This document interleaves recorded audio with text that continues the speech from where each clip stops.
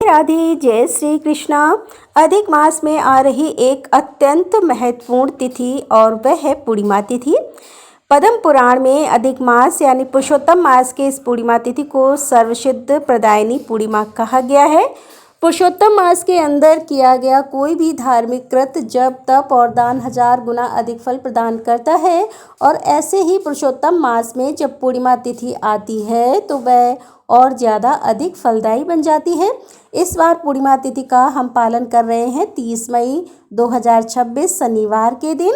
और इस पूर्णिमा तिथि पर प्रातःकाल में किया जाने वाला स्नान और दान रहेगा अगले दिन यानी कि 31 मई 2026 रविवार के दिन, क्योंकि उस दिन प्रातःकाल में ब्रह्म मुहूर्त में पूर्णिमा तिथि विद्यमान है। लेकिन पूर्णिमा तिथि का उपवास और व्रत नियम पूजा अर्चना हम करेंगे 30 मई 2026 शनिवार के दिन। अब देखिए 3 साल बाद आती है यह पूर्णिमा तिथि अधिक मास की, तो उसके पालन में कोई चूक ना रह जाए, इसीलिए आज के इस वीडियो में हम बात करने वाले हैं कि इस बार आने वाली इस अधिक मास की विशेष पूर्णिमा तिथि का पालन कैसे किया जाए, शास्त्रोक्त विधि क्या रहेगी, इन सब के ऊपर आज हम बात करेंगे। तो आइए आज का अधिक मास विशेष पूर्णिमा व्रत पालन विधि वीडियो आरंभ करते हैं। पूर्णिमा व्रत का पालन करने के लिए सबसे पहले आपको प्रातः काल ब्रह्म मुहूर्त में उठ जाना है। ब्रह्म मुहूर्त का समय है सुबह लगभग 4:30 से लेकर 4:43 के बीच में। और प्रातः काल में उठने के बाद पवित्र नदी में स्नान कर सकते हैं। अगर यह संभव ना हो तो अपने घर में ही स्नान के जल में गंगा जल मिलाकर भी स्नान किया जा सकता है। पवित्र नदियों का आवाहन करते हुए उनसे प्रार्थना करके आप प्रातःकालीन स्नान कर सकते हैं। स्नान के बाद स्वच्छ वस्त्र धारण करें और फिर आपके घर में जो पूजा का स्थान है या मंदिर है वहाँ पर जाएं, उस स्थान को स्वच्छ करें। आपके घर में जो विग्रह है या मूर्ति या चित्र है उनको सबसे पहले उठाकर भोग अर्पण करें और मिष्ठान भोग अर्पण करें। उसके बाद भगवान की मंगला आरती करें और फिर उनके सामने हाथ में गंगा जल लेकर इस पूर्णिमा व्रत का संकल्प लें। पूर्णिमा के दिन विशेष पूजा करने के लिए आप अपने पूजा के स्थल पर एक चौकी या आसन बिछा सकते हैं। उसके ऊपर लाल या सफ़ेद रंग का या पीले रंग का कपड़ा बिछाएं। उसके ऊपर सबसे पहले भगवान श्री गणेश की पूजा अर्चना करें। उन्हें धूप दीप चंदन नैवेद्य इत्यादि अर्पित करें। नारियल या मोतीचूर के लड्डू अर्पित कर सकते हैं। और उसके बाद भगवान विष्णु की प्रतिमा चित्र या फिर शालिग्राम जी की पूजा करें। अगर प्रतिमा या शालिग्राम जी है तो उन्हें पंचामृत से स्नान करवाएं। दूध दही घी शहद गंगा जल इत्यादि से पंचामृत स्नान करवाएं और उसके बाद स्वच्छ जल से उन्हें स्नान करवाएं। तत्पश्चात भगवान को चंदन का तिलक लगाएं और पीले पुष्प अर्पित करें। उन्हें जनेऊ चढ़ाएं और पीला वस्त्र या फिर कलावा अर्पित करें। उसके बाद भगवान को कुछ मिष्ठान भोग लगाएं। उसके अंदर तुलसी पत्र रखें और फिर से भगवान को प्रेम के साथ अर्पित करें।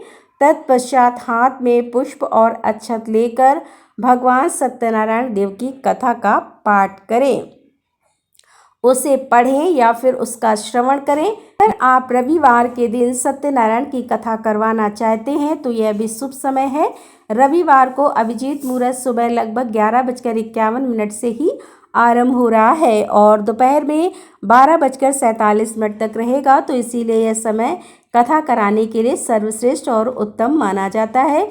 तो इस प्रकार से आप पूर्णिमा के व्रत का पालन पूजा अर्चना इत्यादि प्रातःकाल में कर सकते हैं। चलिए अब बात करते हैं दान की। तो हम सब जानते हैं कि इस अधिक मास में किया गया जप तप या दान मनुष्य को 1000 गुना अधिक फल प्रदान करता है। सामान्य मासों में आप जो भी दान देते हैं उसका 1000 गुना फल आपको इस अधिक मास में मिलने वाला है। तो इसीलिए बिल्कुल चूके बिना याद से अपनी क्षमता से थोड़ा अधिक दान दीजिए। इस पुरुषोत्तम मास के अंदर जितना अधिक देंगे उसका 1000 गुना आपके पास आएगा। और वैसे भी शास्त्रों में कहा गया है कि कलयुग में दान सबसे बड़ा धर्म है। वैसे भी जब यह दान अधिक मास की पूर्णिमा तिथि पर किया जाए तो उसका फल तो अनंत गुना बढ़ जाता है। तो अब देखिए पुरुषोत्तम मास है, गर्मी का समय है, इसलिए ऐसी वस्तुओं का दान करें जो कि इससे तुम्हें काम आ सके, जैसे कि फल हो गए जैसे खरबूजा तरबूज खीरा ककड़ी कच्चे अनाज जल दे सकते हैं। छतरी, पंखा या जूते, चप्पल। पूर्णिमा जो है वह चंद्र देव से जुड़ी हुई तिथि भी है और इसीलिए इस दिन पूर्णिमा पर विशेषकर सफ़ेद वस्तुओं का दान भी अत्यंत शुभ माना जाता है, जैसे कि दही, चावल, दूध, सफ़ेद वस्त्र, मिश्री इत्यादि दान की जा सकती है। और दान में दे रहे हैं तो उसमें 1.25 मीटर पीला या सफ़ेद कपड़ा, दक्षिणा और कच्चा अनाज अवश्य रखें। अगर आप उसी दिन दान नहीं दे पाते हैं तो सामग्री को गंगा जल से शुद्ध करके अपना हाथ लगाकर उसे बाजू में रख लें और अगले दिन भी दान कर सकते हैं। यह दान आप अपने आसपास के किसी मंदिर में जाकर दे सकते हैं या फिर किसी वैष्णव को घर पर बुलाकर किसी ब्राह्मण को घर पर आमंत्रित करके दे सकते हैं या फिर आसपास के किसी मंदिर में जाकर भी दे सकते हैं। और अगर यह सब भी संभव ना हो तो आप ऑनलाइन आपको जहाँ पर योग्य जगह लग रही है वहाँ पर भी दान दे सकते हैं। विशेषकर इस पूर्णिमा के निमित्त और इसके लिए आप धन का दान भी दे सकते हैं। इसके उपरांत आप इस पूर्णिमा के ऊपर मंदिर में धार्मिक पुस्तकों का दान दे सकते हैं, जैसे कि भगवत गीता के प्रचार कार्य और श्रीमद् भागवत का दान दे सकते हैं। भगवान गीता का दान दे सकते हैं, किसी को यह पुस्तकें दान में दे सकते हैं या फिर इन पुस्तकों का वितरण करने के लिए, इन पुस्तकों का और हमारे वैदिक ज्ञान का प्रचार करने के लिए दान दे सकते हैं।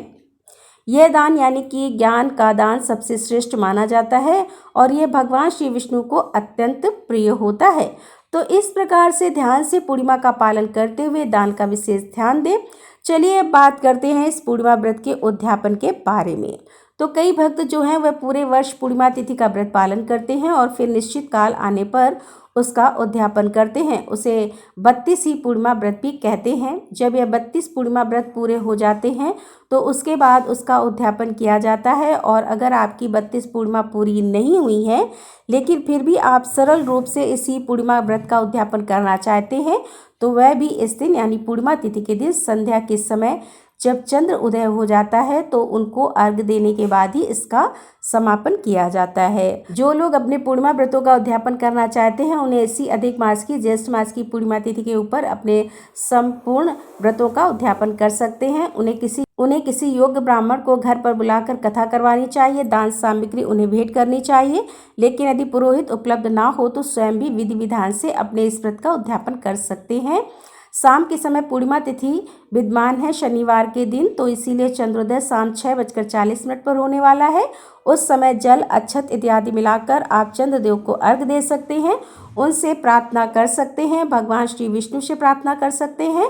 अपने इस पूर्णिमा व्रत के संकल्प को उनके चरणों में रखते हुए अपने और अपने परिवार के लिए सुखाकारी, समृद्धि, ऐश्वर्य और विशेषकर उनके भक्त की याचना कर सकते हैं और इस प्रकार से अपने इस पूर्णिमा व्रत को समाप्त कर सकते हैं।